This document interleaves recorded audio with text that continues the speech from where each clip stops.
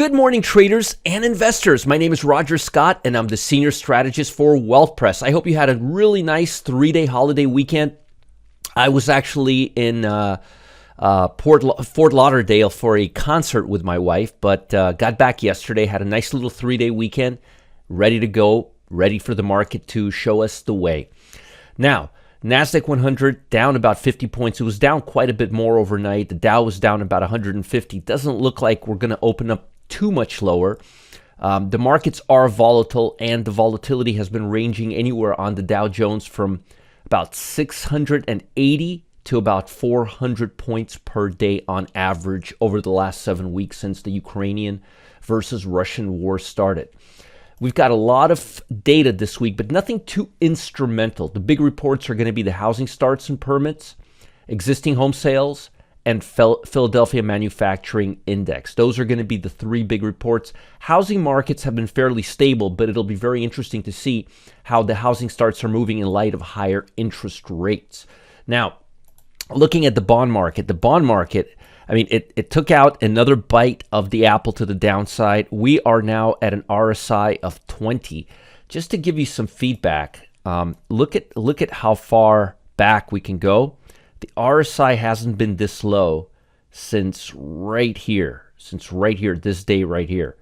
And I mean, look at this low, and that's right near a turnaround where we went higher. So I'm expecting the bond market to bottom out here and start trending higher, which will actually relieve some pressure off of the stock market, because higher bonds means lower interest rates. And I mean, rates are as high as on the long-term bond as we could possibly imagine. I mean, look at this RSI getting down to 20. That's not very common. Expect a pullback, hopefully to the 133, maybe 135 level, where we can sell this thing again. But this is positive for the stock market, because remember, higher interest rates are bearish for stocks, lower interest rates are bullish for stocks. When bonds break down so far, that means interest rates are going higher, and now we're going to get a bit of a reprieve. That reprieve is beneficial for the stock market. Now, that reprieve could be very minor. We can just bounce back to the 125 area and continue the downfall. One thing that the RSI indicator does not tell us is the magnitude of the fall. But in this case, I mean, look at this thing. This is crazy. As I said, if you look 2 years, last time we've seen it down at these levels were right here. I mean, look at that. And this was almost about a year ago. So it hasn't been down to these levels in about a year, and this is telling us we are really overdone. Now, let's talk about global economy, and then I'll talk about the nitty-gritty. Now, China reported Monday that its economy expanded at 4.8% annual pace. That's not too bad. China's growth has fallen well below its official target. Well, considering what's going on there right now, 5.5% for 2022. But think about it, 5.5, 4.8 in light of the biggest COVID outbreak they've had, it doesn't seem all that bad. In quarterly terms, the economy grew 1.3% in the first quarter, compared with 1.4% in the last quarter of 2021. Like I said, it's not great, but 1.3%, 1.4%, I mean, in light of the shutdown that we're seeing there, it's pretty good, assuming they're telling the truth. Authorities have ordered shutdowns in some major cities, including Shanghai, to battle the country's worst outbreak of COVID since it flared its pandemic in March of 2020. But the biggest impact of the shutdowns will likely be seen in the current quarter. That's why the last quarter wasn't all that bad. As trading resumed on Monday in some world markets, attention was focused on Ukraine, where Ukrainian fighters were holding out against the capture of their shattered city of Mariupol after a 7-week siege, ignoring the surrender or die ultimatum of Russia. Yeah, I don't think anyone's going to surrender. The fall of Mariupol would be Moscow's biggest victory of the war and free up troops to take part of potentially climatic battle of control of Ukrainians' industrial east. I'm telling you, I'm watching this thing unfold, and I just finished watching 1883, and I feel like I'm watching 1883 with this war. It's just craziness, right? I mean, people are dying. It's crazy. Ukraine was sending top officials to Washington for this week's spring meeting of the International Monetary Fund and the World Bank amid dire warnings about the impact of Russia's invasion on the global economy. I don't think that's going to really do much good. We kind of know what's going on over there. This conflict has pushed oil prices and other commodities sharply higher, compounding difficulties for policymakers trying to nurse along recoveries from the pandemic. When it rains, it pours, tamping down inflation for the year. Inflation, war on Russia and Ukraine, economy going to crap. It's just China, COVID again. Central banks are raising interest rates that has stayed at record low levels to counter the devastation of the pandemic, to help rein in price increases. But that can also discourage the revival of spending. So far, we've seen pretty good spending. Energies are at 106 a barrel, quite a bit off of their highs. But if you look at the entire energy complex, you will see that it's actually still doing pretty good. And energies as a whole are still going higher, substantially higher. Just made an all-time high on Wednesday right there. That little half circle is an all-time high. So things are not looking as bad on the energy front.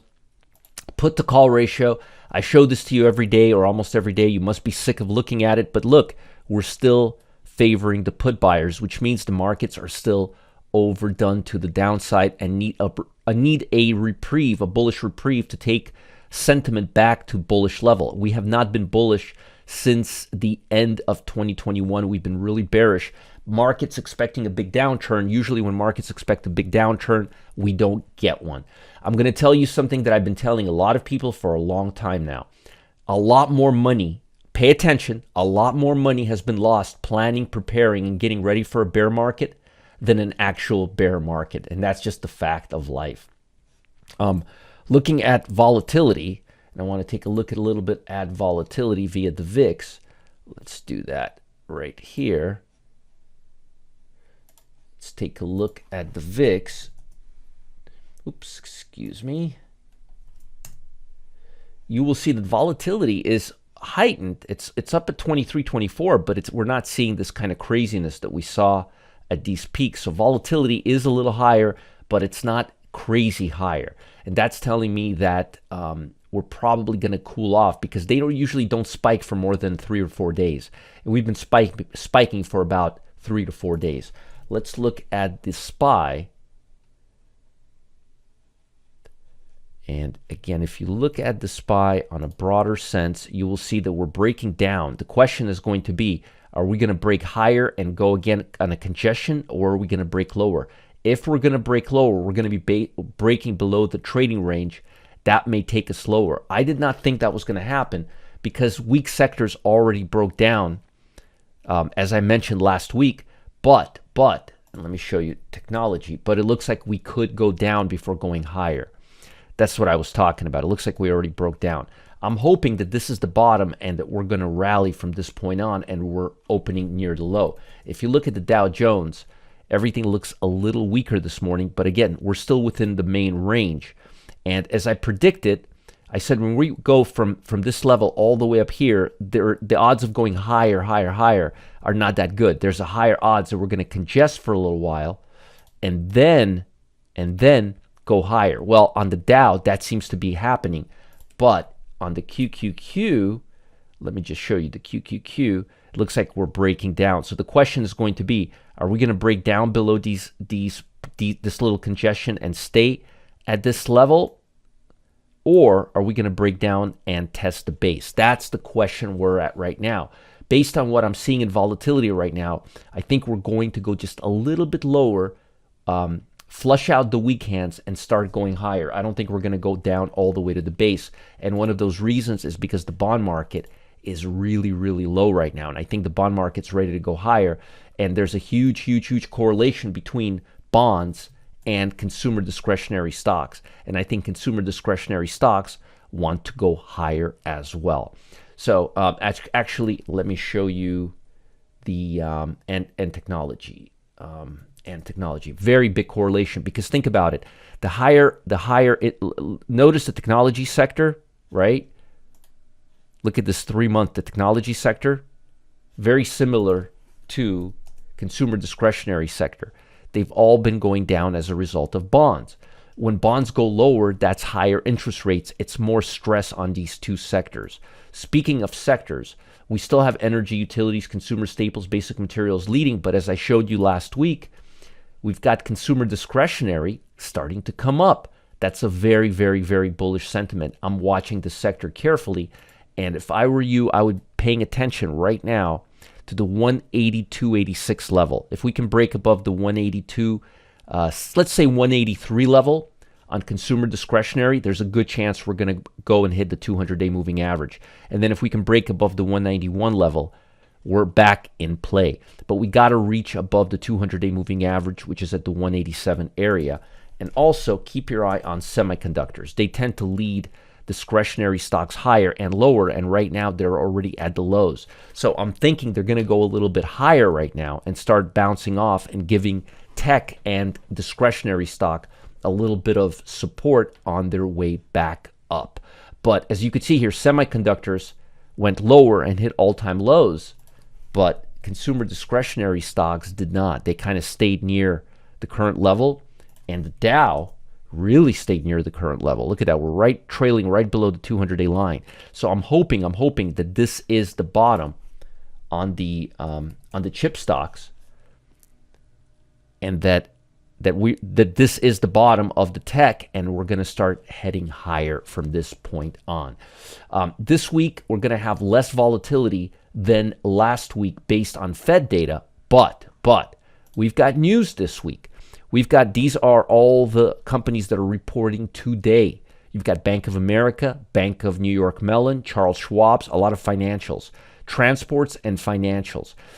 The expectations, just so you know, you may want to write these down: 75 cents for Bank of America, Bank of Mellon 85 cents, Schwab's 85 cents. JB Hunt $1.94. Keep your eye on JB Hunt because this may impact other transport companies.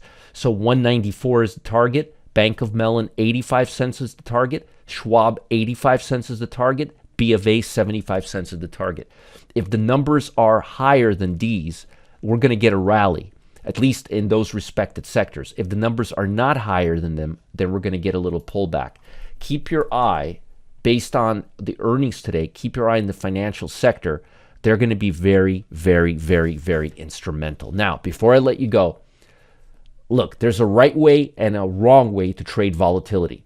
The secret to finding the strongest companies in the market right now is what I call super stocks. Our biggest winners were selected by cutting all the dead weight out of the market and then focusing only on the strongest names left standing. And that's exactly what we did with super stock strategy. I love my super stock strategy. I want you guys to click the link below to watch the video on how this algorithmic strategy works. You guys are gonna love it. Take the emotions out of trading. Only requires you to watch the market once a week.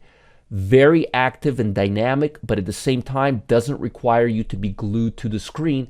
Best part, outperform the market by a factor of like 9 or 10 to 1 for like close to a decade.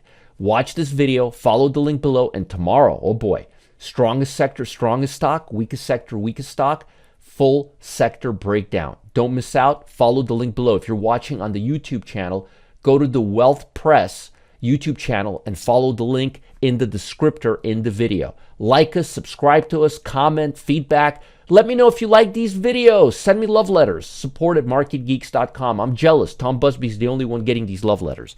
Bye, guys. Talk to you later. Have a great week. Keep your eye on these earnings. They're going to be dominating the market this week. Bye, guys.